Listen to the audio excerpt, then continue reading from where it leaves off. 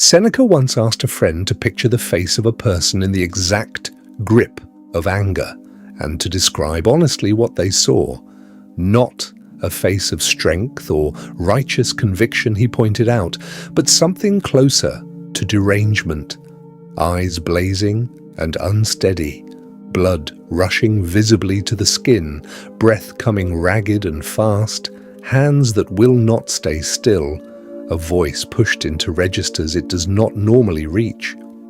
Strip away the specific grievance, he argued, and what remains is indistinguishable for those few minutes from genuine madness. We simply call it something else because it passes, and because nearly everyone at some point has worn that same face themselves.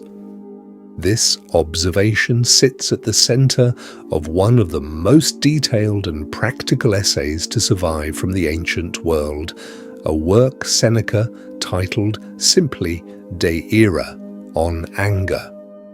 His argument, stated as plainly as he could manage across 3 full books, was more radical than most people expect from a philosopher writing about temper. He did not believe anger should be moderated, channeled, or expressed more skillfully. He believed it should be refused entirely, uprooted before it takes hold, because unlike other difficult emotions, anger offers no genuine benefit to weigh against its cost. It does not sharpen judgment. It does not protect what matters. It simply burns, and the person standing closest to the fire is always, first, the one who lit it. This will likely meet some resistance on first hearing because most of us carry a quiet, mostly unexamined belief that our own anger, at least, has usually been earned, that it arrives in response to real wrongs, and that some measure of it is simply the appropriate, honest reaction to unfairness. Seneca does not ask you to abandon your sense of what is fair. He asks something more specific and, once you sit with it, more useful. To look closely at what the anger itself actually accomplishes once it arrives, separate entirely from whether the original provocation deserved a response. It is worth noting, too, that Seneca was not a detached observer making this argument from comfortable remove. He lived through the volatile, often lethal politics of the early Roman imperial court, serving as advisor to an emperor whose own temper proved genuinely dangerous to those around him. He had, by any reasonable account, more legitimate cause for anger across his own lifetime than most of us will ever accumulate. That he arrived, from inside that specific experience, at the conclusion that anger deserved refusal rather than expression carries a particular weight a purely theoretical argument would not. Tonight, we are going to walk through his argument the way he built it, how anger actually begins in a single, fast judgment rather than in the event itself, why the feeling of being perfectly justified is precisely when it is most dangerous, what it costs the people closest to you, and the specific, tested practices he trusted to interrupt it before it takes hold. Because if he is right, this is not a small emotion to leave unexamined. It may be the single most expensive one most of us carry. This is on anger. Chapter 1, The Case Against Anger. Before we can examine how to manage anger well, Seneca insists on a harder, prior question, whether anger is worth managing at all rather than removed entirely.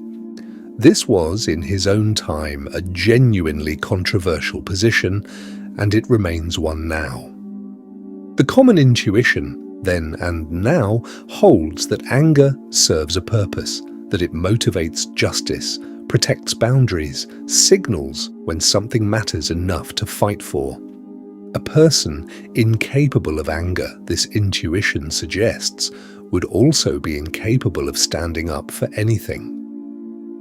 Seneca's response is more precise than a simple denial of this intuition. He does not claim that injustice should go unanswered, or that boundaries do not deserve defending.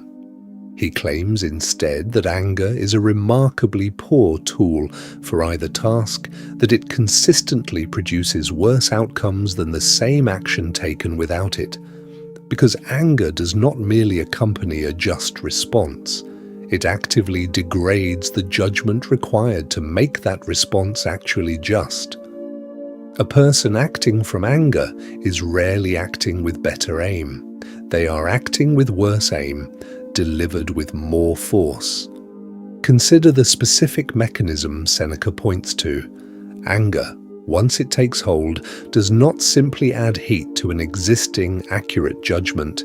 It distorts the judgment itself, exaggerating the offense, assuming the worst available motive behind it, discounting any context that might soften the picture, and demanding a response disproportionate to what calm reflection would actually recommend. The angry person does not see the situation more clearly because they care more. They see it considerably less clearly at the exact moment they are most convinced of their own clarity. This distinction between motivation and judgment matters enormously, because it separates two things commonly fused together: caring about something and being angry about it. You can care intensely about a genuine wrong, want it corrected, and pursue that correction with real seriousness and resolve, all without the specific, degrading heat of anger clouding the pursuit. Seneca's own life offers some evidence for this. He served at various points as an advisor to emperors, navigating genuine injustice and danger, and his own writing suggests a man capable of firm, serious action without requiring anger to fuel it. The resolve was available separately from the rage. Consider a specific, everyday test of this claim. Think of the most effective correction or boundary you have ever personally received from someone else. A piece of feedback that actually changed your behavior for the better. In the great majority of cases examined honestly, that correction was delivered calmly rather than in anger. Anger delivered at you tends to produce defensiveness and a focus on surviving the encounter rather than absorbing its content. Calm, serious correction tends to actually get heard. If this is true of corrections you have received, it is very likely equally true of the corrections you deliver to others, which means the anger accompanying your own most serious points may be undermining rather than reinforcing the very outcome you are hoping to achieve. There is a further, practical case worth making here, one aimed less at philosophical purity and more at plain self-interest. Even setting aside whether anger is virtuous, it is reliably costly. It damages relationships that calm correction would have preserved. It produces decisions made in the heat of the moment that are walked back or regretted once the heat has passed. It exhausts the body and the mind in ways that leave less capacity for the actual problem supposedly being addressed. Whatever anger promises, power, protection, the satisfaction of a wrong finally answered, it very often fails to deliver while reliably charging its full price regardless of the outcome. This is the case Seneca is building across the whole of this essay. Not that anger feels bad, which everyone already knows, but that it does not even reliably accomplish what it claims to be for. Chapter 2. The moment before the explosion. If anger is worth refusing rather than merely managing, the next question becomes practical. Where exactly does it actually begin? And is there a point at which it can still be caught before it takes over completely? Seneca offers an answer more precise than most people expect, breaking the process into distinct stages rather than treating anger as a single, instantaneous event. The first stage is not yet anger at all. It is simply the body's fast, involuntary jolt in response to something sudden or unwelcome, a flinch, a spike of adrenaline, the raw physical reaction that arrives before any thought has had time to form. This stage, Seneca is careful to note, is not within your control, and he does not ask you to prevent it. It is closer to a startle reflex than a moral failing, present even in the wisest person alive, and gone again within moments if nothing further feeds it. The second stage is where anger actually begins, and it is not automatic in the way the first stage was. It requires a specific judgment formed rapidly but not instantaneously. That a wrong has occurred, that it was done deliberately or carelessly by someone who should have known better, and that it deserves some form of retaliation or correction. This judgment is a genuine act of the mind, not a reflex, which means, crucially, that it can in principle be examined, questioned, and in many cases revised in the narrow window before it hardens into full anger and takes the reins entirely. This distinction matters enormously for anyone hoping to actually interrupt their own anger, rather than simply enduring it after the fact. The first stage, the involuntary jolt, cannot be prevented, and does not need to be. It passes on its own quickly, if nothing else happens. The second stage, the judgment, is where the real leverage exists, precisely because it is the one part of the whole sequence that still involves genuine thought rather than pure reflex. A person who has trained themselves to notice this second stage as it forms, rather than only noticing anger once it has already fully arrived, gains access to a brief but real window in which the entire trajectory can still be altered.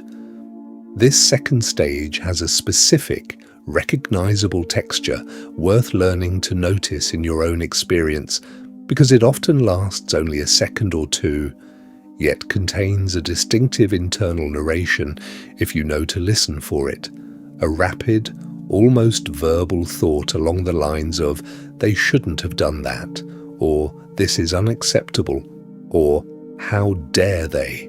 This internal sentence, appearing so quickly it barely registers as a thought at all, is the judgment Seneca is describing, and noticing it explicitly, even after the fact at first, begins training the mind to eventually notice it while it is still forming, rather than only in retrospect, once the eruption has already occurred. The third stage is the eruption most of us think of as anger itself, the raised voice, the harsh word, the door slammed, the decision made in heat that would not have been made in calm. By the time this stage arrives, Seneca is candid. That intervention becomes far more difficult. Reason has been pushed out, and the person is, for a period, genuinely less capable of the kind of clear thought that might otherwise talk them down.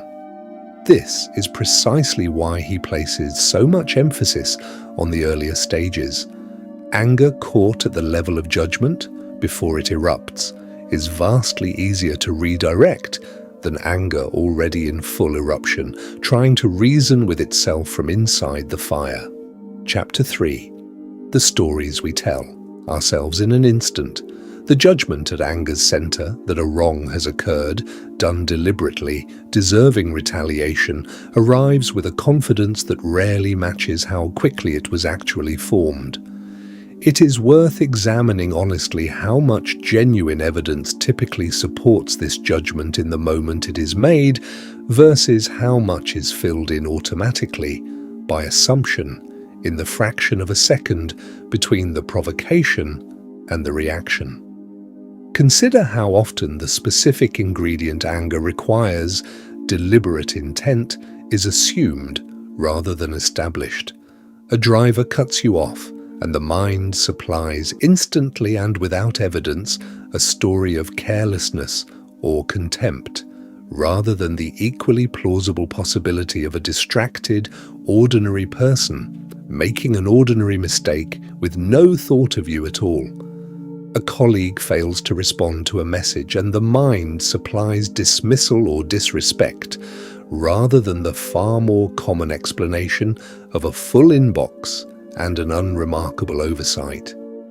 A spouse forgets something mentioned once in passing, and the mind supplies a verdict about how little they truly care, rather than the mundane fact that most people, including ourselves, forget a great many things they were told only once.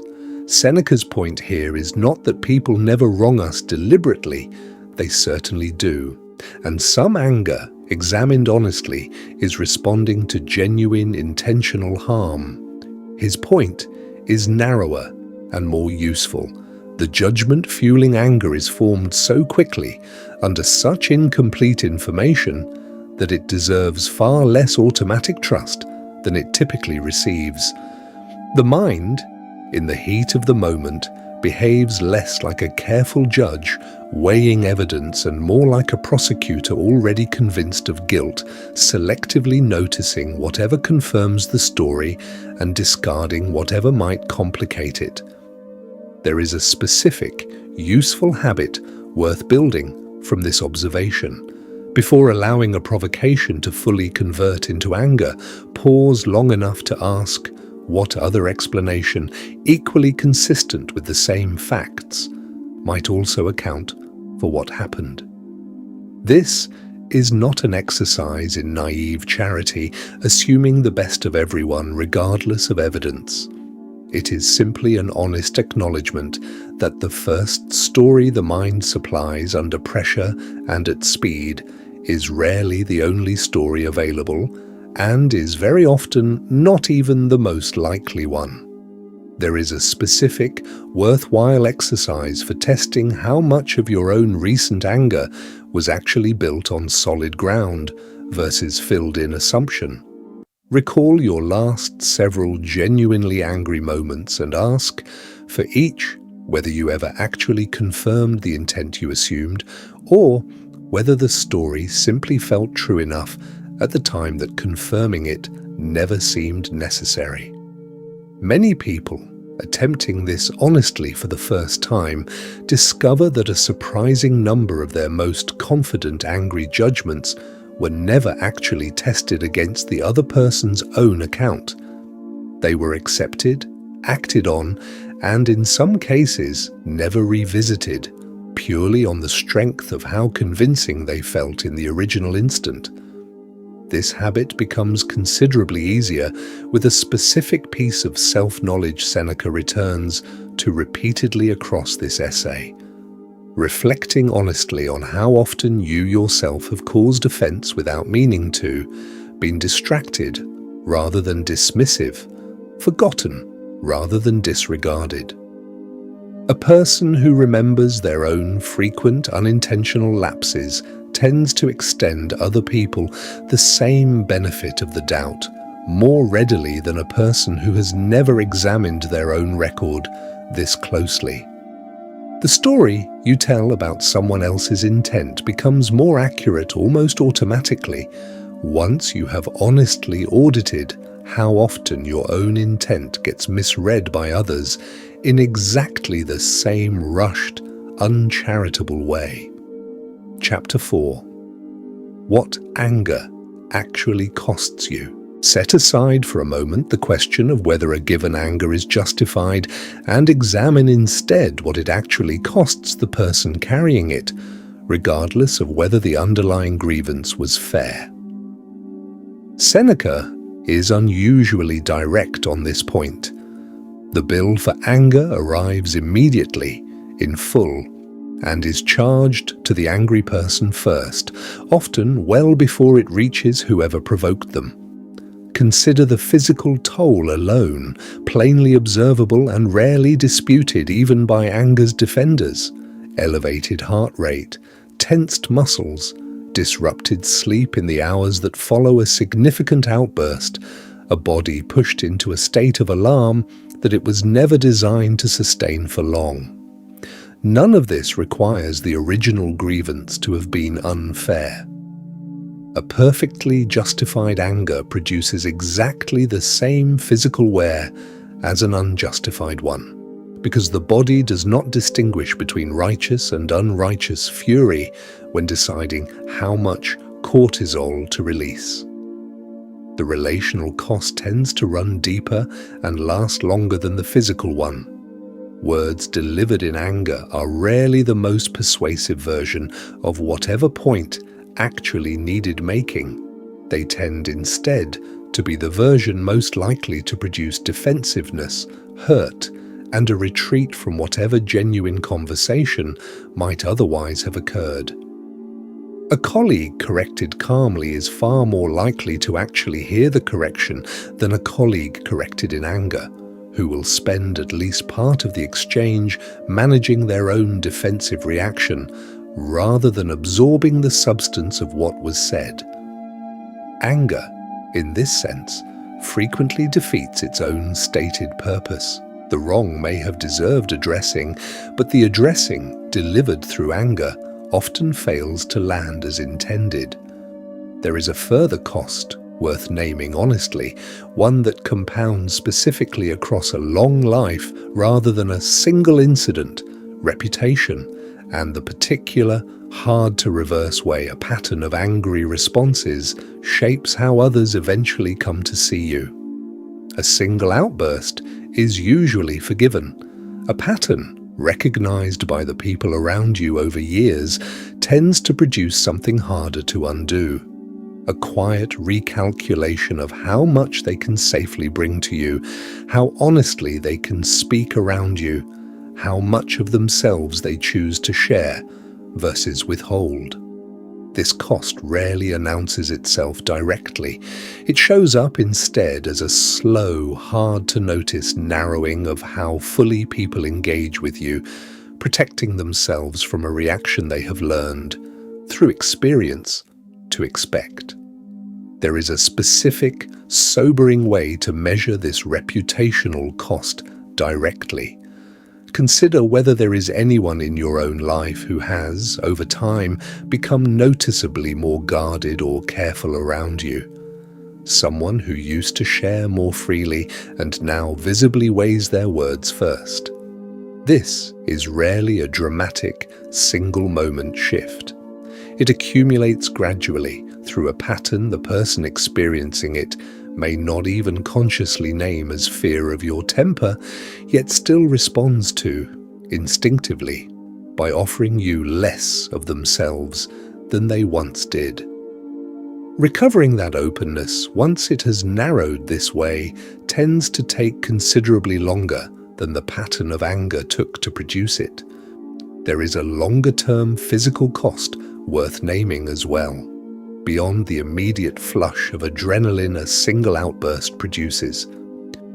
A pattern of frequent anger, sustained across years, has been linked by researchers studying cardiovascular health to measurably elevated risk. The body, repeatedly pushed into this same alarmed state, pays a cumulative toll that a single instance would never reveal on its own. This is not offered to frighten, but simply to complete the accounting. Seneca was already attempting nearly 2,000 years before modern medicine could measure it directly. The cost of anger was never confined to the moment it was felt. Seneca's essential point across all of this is not that these costs make anger occasionally unwise.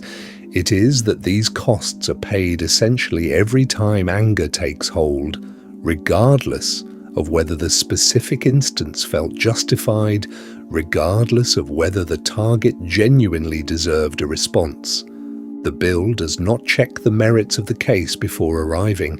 It simply arrives reliably the moment anger does, which is precisely why Seneca considers it such a poor tool even for entirely legitimate purposes. A response can be firm, clear, and serious about a genuine wrong without needing to also pay this particular, largely unavoidable cost. And 5, the excuse of righteous anger. There is a specific objection Seneca anticipates and addresses directly because it is the one nearly everyone eventually raises in their own defense. But this time, surely, the anger is actually justified. This was a genuine wrong. Anyone would be angry in my position. Seneca's response to this objection is more unsettling than a simple rebuttal because he does not dispute that the wrong may indeed be real.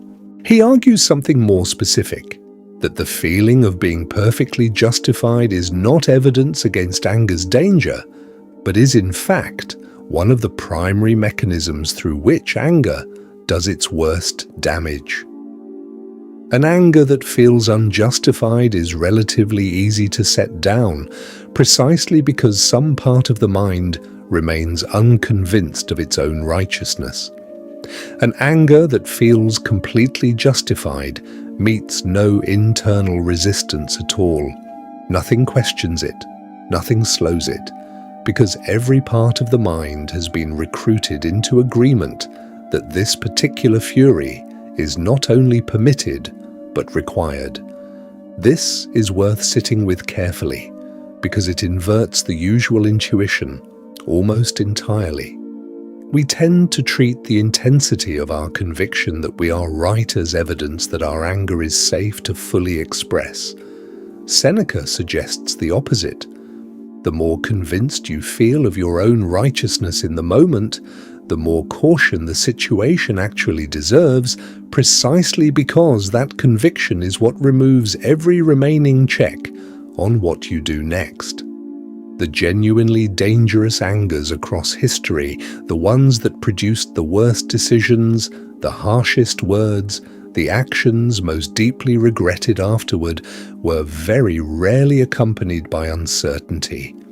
They were accompanied by total, unshakable conviction that this time, finally, the fury was earned. There is a useful distinction available here between the underlying judgment that a wrong occurred, which may well be accurate, and the specific decision to let anger govern the response to it, which remains a separate choice regardless of how accurate the underlying judgment turns out to be. You can conclude calmly and correctly that someone has genuinely wronged you and still choose a response shaped by clear judgment rather than by fury. Not because the wrong does not matter, but because fury has never actually been shown to produce a better response to a real wrong than clear judgment does, and has been shown, repeatedly, to produce a worse one. There is a useful historical pattern worth noting here, one Seneca would likely have appreciated. Nearly every person who has ever caused serious, regretted harm while angry believed, in the moment, that their anger was fully justified. This is not a coincidence of a few unusually self-deceived individuals. It appears to be close to a universal feature of anger itself. It does not typically announce its own excess while it is happening. It feels, from the inside, exactly like clarity, exactly like conviction, right up until the moment it has already done whatever damage it was going to do. This should not produce paralysis about ever trusting your own judgment. It should simply produce a standing, healthy skepticism specifically reserved for the moments anger feels most certain of itself. This does not ask you to manufacture false calm or pretend a genuine wrong has not occurred. It asks for something more precise, separating the question of whether you have been wronged, which deserves honest, serious consideration, from the question of whether anger is the correct vehicle for addressing it, which deserves considerably more skepticism than it typically receives, especially in the exact moment it feels most obviously earned. The cases where anger feels most justified are not the exceptions to Seneca's argument. They are, by his own account, the clearest examples of it. To 6. Delay, the only real weapon. Of all the practical advice Seneca offers across this entire essay, one instruction stands out as the single tool he trusts more than any other: delay. Not suppression, not the forced pretense of calm while fury still rages underneath, but genuine, deliberate postponement of any response until the initial heat has had time to pass on its own. The reasoning behind this trust is specific and, once explained, difficult to argue with. Anger, unlike more stable character traits, is fundamentally dependent on its own momentum. It is a fire that requires continuous fuel, and the fuel it requires most is immediacy. The sense that a response must happen now, before the feeling cools. Seneca observed that almost no one examined honestly remains equally angry an hour after a provocation as they were in its first minute, and fewer still remain equally angry a full day later. Anger's intensity is front-loaded by nature. Time is, quite literally, its most reliable antidote, requiring no special skill or willpower to work, only the willingness to simply wait before acting. This is why Seneca's specific, practical instruction is almost comically modest compared to the scale of the problem it addresses. When angry, do nothing, say nothing, decide nothing, for as long as you can manage, ideally a full day, but even a few minutes represents genuine progress over immediate action. He suggests, somewhat wryly, that the angry person should distrust their own judgment entirely during the acute phase, the way a person recognizes they should not make major decisions while acutely intoxicated. Anger, in his account, produces a comparable impairment, however sober the angry person otherwise remains. There is a specific, practical version of this delay worth adopting directly. Before sending the sharp email, making the pointed phone call, or delivering the cutting remark, commit in advance to a fixed waiting period, an hour, an evening, a full day for anything serious, during which the response is drafted if it helps to get the thoughts out, but not delivered. The vast majority of responses drafted in genuine anger, reread after even a modest delay, reveal themselves as considerably harsher, less accurate, and less effective than the person would have chosen to send in a calmer state. The delay does not soften the legitimate content of the response. It removes only the excess that anger, and anger alone, was responsible for adding. There is a specific version of this practice worth adopting for the modern moment of provocation, most likely to tempt an immediate reaction.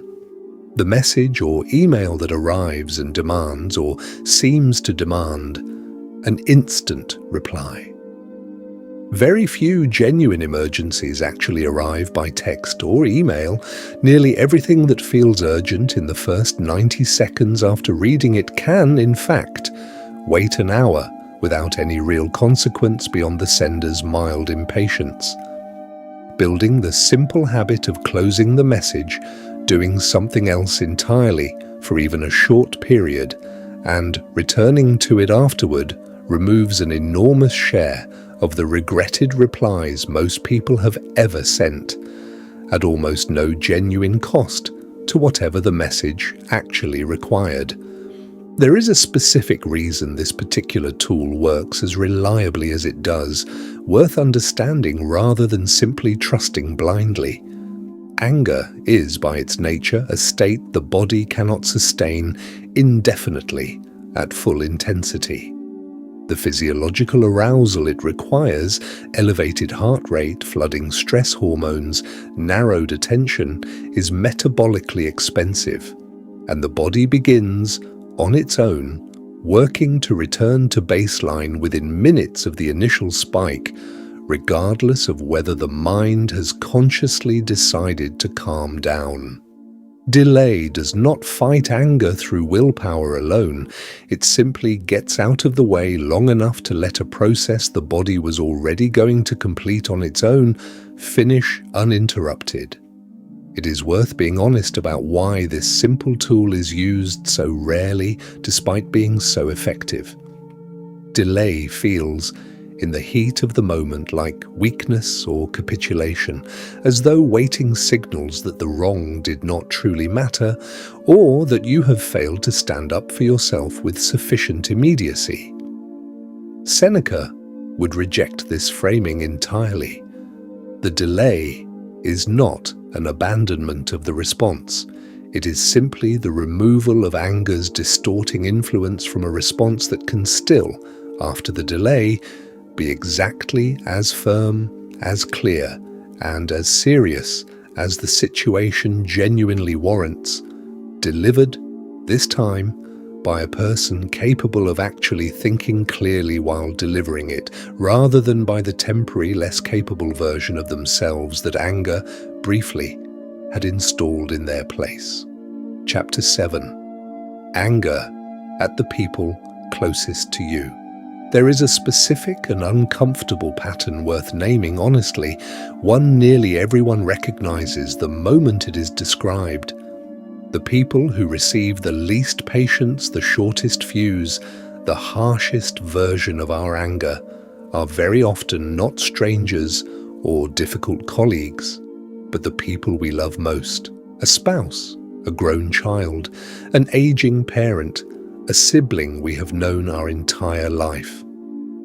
This pattern deserves examination rather than simple acceptance as an unavoidable fact of family life. Why would the people who matter most, who we would defend without hesitation against outside harm, so often receive the worst of our own temper, rather than the best? Part of the answer lies in simple proximity and familiarity. Strangers and colleagues receive our restraint because social consequence demands it, while family, bound by love and permanence, absorbs the anger we have carefully withheld everywhere else, precisely because the relationship feels secure enough to survive it. This security, examined honestly, is not the safety net it appears to be.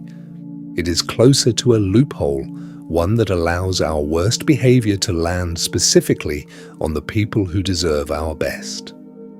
Seneca observed this same pattern among his own contemporaries, noting how frequently men who displayed remarkable composure in public affairs, before senates and difficult adversaries, arrived home and unleashed a temper on their own household that they would never have permitted themselves to show in front of a rival.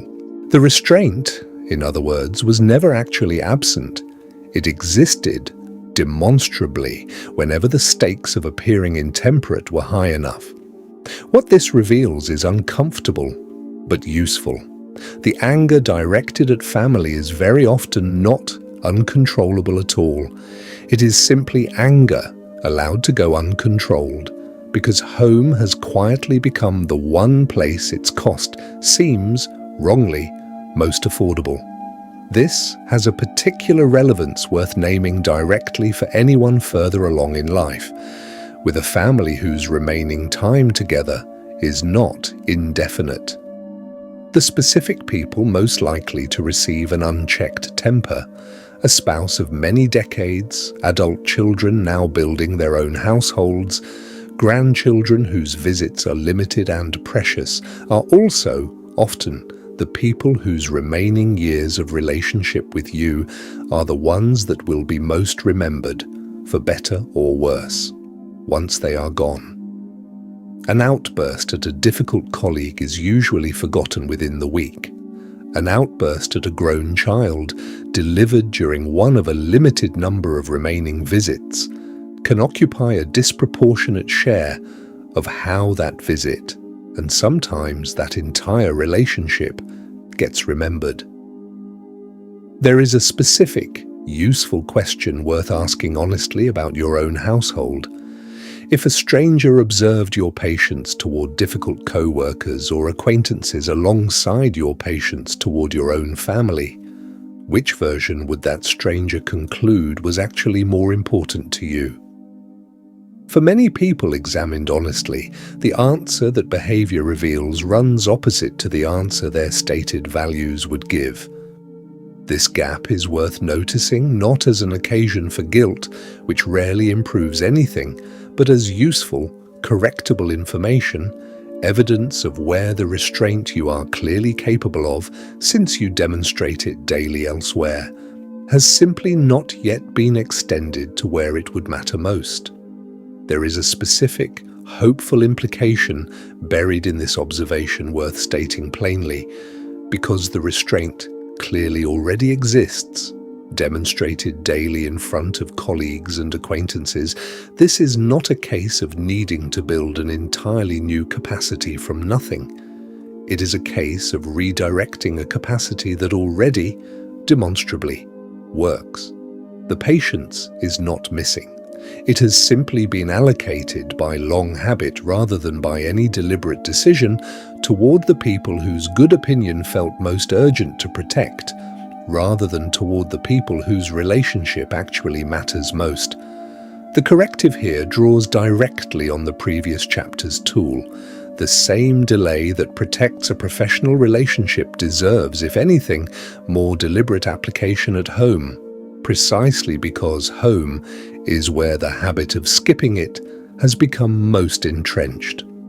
Extending to family the same brief pause you would automatically extend to a boss or a client is not a betrayal of intimacy. It is, properly understood, one of the clearest expressions of it, a recognition that the people closest to you have earned your most careful self, not your most careless one, simply by virtue of how much they actually matter. Chapter 8. Anger at yourself. There is a quieter, more corrosive variety of this same passion that deserves its own honest examination. Anger turned inward, directed not at another person, but at yourself, for mistakes made, opportunities missed, or simply for aging in ways you did not choose and cannot reverse. This self-directed anger is, in some respects, more dangerous than its outward-facing counterpart, because it rarely announces itself as anger at all. It disguises itself as high standards, as accountability, as simply being honest about your own shortcomings, and because it wears this disguise, it is far less likely to be challenged the way outward anger eventually is, by a friend's concern or a relationship's visible strain. A person can carry this particular fire for years, even decades, entirely unchallenged because no one else ever sees the specific damage it does, conducted entirely within a single, private mind. Seneca's argument against outward anger applies here with equal, perhaps greater force. Self-directed anger does not sharpen your future judgment any more than anger at another person sharpens your judgment of them. Replaying an old failure with real contempt does not produce better decisions going forward. It produces, at most, the same lesson that could have been extracted calmly, delivered instead with an unnecessary and corrosive cruelty that serves no additional function beyond the punishment itself. A mind that has learned something from a mistake does not need to keep repunishing itself for having made it. The punishment, past the point of genuine learning, is simply anger, redirected inward, doing exactly the damage Seneca describes throughout this entire essay, only now with no other person available to eventually intervene or set a boundary against it. There is a specific version of this self-anger worth naming for anyone further along in years: fury at the body itself, for aging, for slowing, for no longer doing what it once did without complaint. This anger is understandable. Loss of capacity is a genuine loss, deserving real grief rather than false cheerfulness about it. But anger, directed at a body simply obeying the ordinary rules of time, accomplishes nothing the grief alone would not, while adding the same corrosive cost this entire chapter has been describing: tension, distress, a hostile relationship with the one body you have at the exact stage of life when a cooperative relationship with it matters most.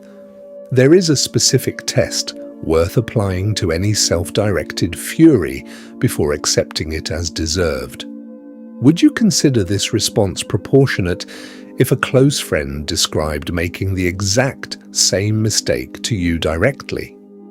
Most people, asked this question honestly, immediately recognize a double standard they would never think to apply outward. A friend's forgotten appointment receives easy understanding, while an identical lapse of their own receives contempt, lasting for days.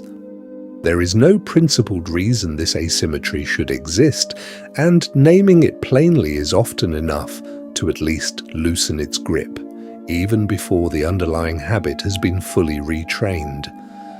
The same tool offered in the previous 2 chapters applies here without modification: delay, extended toward yourself with the same deliberate patience you would eventually extend toward a friend describing an identical mistake. Notice the anger forming. Notice the harsh internal verdict arriving with its usual speed and confidence, and simply wait before accepting it as final.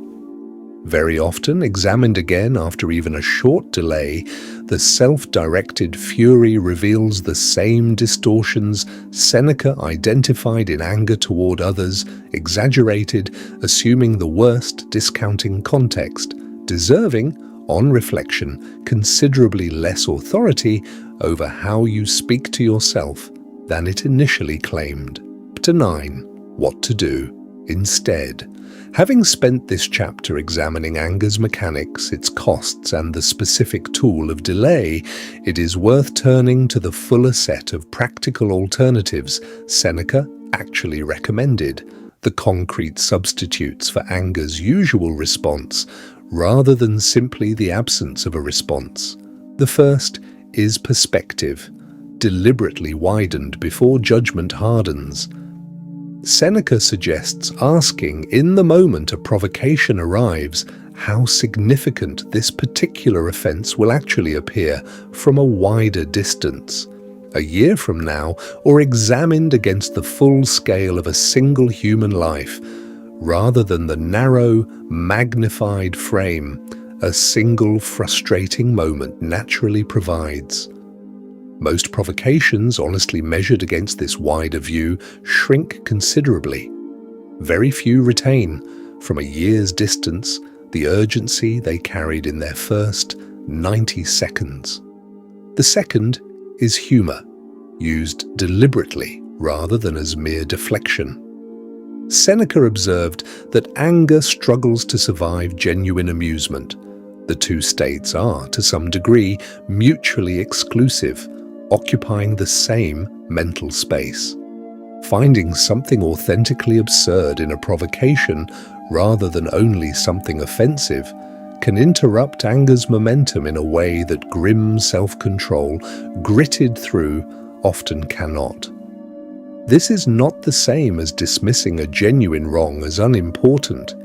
It is simply recognizing that most ordinary daily frustrations, examined honestly, contain at least some genuine absurdity alongside whatever offense they also carry. The third is a specific act of remembered humility, recalling your own record of similar lapses, the times you were the one who arrived late, forgot the commitment, spoke thoughtlessly, failed someone through simple human limitation rather than malice. Seneca returns to this practice often throughout the essay, treating it as one of the more reliable methods for softening judgment of others without requiring any suppression of the initial reaction. A person who remembers their own frequent, ordinary failures extends other people's identical failures more grace almost automatically, because the double standard, harsh toward others, gentle toward yourself, becomes harder to maintain once its asymmetry has been named directly.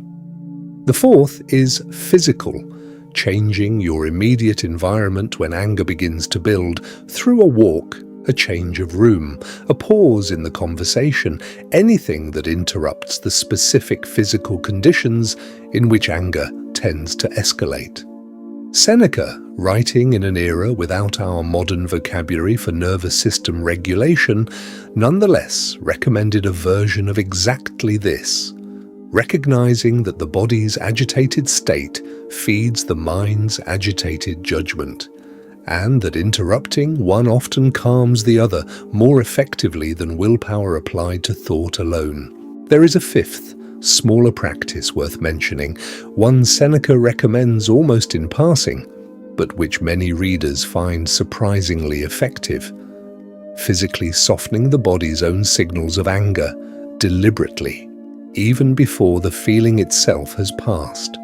A clenched jaw deliberately unclenched, shoulders consciously lowered, a voice deliberately dropped rather than raised, even while the words themselves remain firm.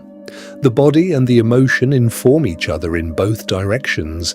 Agitation tightens the body, but a body deliberately relaxed also, reliably, sends the mind a signal that the emergency has passed, even when the mind was not yet fully convinced of this on its own.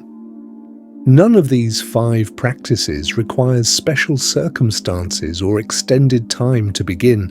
Each can be attempted the very next time a provocation arrives, starting today, rather than waiting for some future moment of readiness. Seneca did not present them as a sequence to master in order, but as a small toolkit, available to reach for depending on which particular provocation is at hand. Some days, perspective will be the tool that works. Other days, only delay, held stubbornly through real discomfort, will be enough. The goal was never mastery of all 5 at once. It was simply having more than the single automatic response, eruption, that anger, left unexamined, would otherwise leave you with. Finally, Seneca himself kept a specific nightly practice worth adopting directly. A brief review each evening of the day's provocations, examined calmly in retrospect, asking honestly where anger arose, whether it was proportionate, and what a better response might have looked like. This review was not conducted with self-punishment. We have already rejected that approach in the previous chapter, but with the same curious, undramatic attention a careful craftsman brings to reviewing their own work. Practiced consistently, this nightly habit does more to reshape anger's long-term grip than any single dramatic intervention attempted only once, in the heat of a single provoked moment. Chapter 10, The Peace on the Other Side. What finally does a life actually look like once anger's grip has genuinely loosened, not eliminated entirely, which even Seneca, by his own admission, never fully achieved, but meaningfully reduced through the sustained practice this chapter has described? It does not look like passivity, and this distinction deserves to be stated plainly, because it is the misunderstanding most likely to make this entire chapter unappealing to anyone who values standing firm on genuine principles. A person who has done this work does not become incapable of addressing real wrongs, setting firm boundaries, or responding seriously to genuine injustice. What changes is the vehicle through which that response travels: clear judgment rather than distorted fury, firm words chosen deliberately rather than harsh words that simply escaped. The wrongs still get addressed. They get addressed, if anything, more effectively, because the response is no longer sabotaged by anger's tendency to overreach, alienate, and ultimately undermine its own stated purpose. There is a specific, quiet spaciousness that tends to characterize this way of living once the practice has had enough time to take root. Provocations still arrive. They arrive for everyone, regardless of how much inner work has been done, because other people remain unpredictable and the world remains genuinely frustrating in ordinary, unavoidable ways. What changes is how much room a single provocation is permitted to occupy. Where anger, unchecked, once meant a single, frustrating phone call could colour an entire afternoon, a well-practiced delay means the call remains the size it actually is, addressed, if it needs addressing, without being allowed to expand into every subsequent hour of the day. There is also a specific relational reward worth naming, one that tends to arrive gradually rather than all at once. The people around you, over enough time, begin to trust your steadiness in a way that changes what they are willing to bring to you. A person known for a calm, considered response, even to genuinely frustrating situations, becomes someone others feel safe being honest with, bringing problems, disagreements and difficult truths directly, rather than managing around a temper they have learned, through experience, to fear or avoid. This trust, once established, tends to compound. It becomes easier, not harder, to actually resolve the ordinary friction of a shared life once anger is no longer the thing everyone is quietly protecting themselves against. There is, finally, a specific ease worth naming that this way of living tends to produce in your own private experience, separate from how anyone else perceives it. Simply less time spent across an ordinary week in the specific, unpleasant physical and mental state anger produces,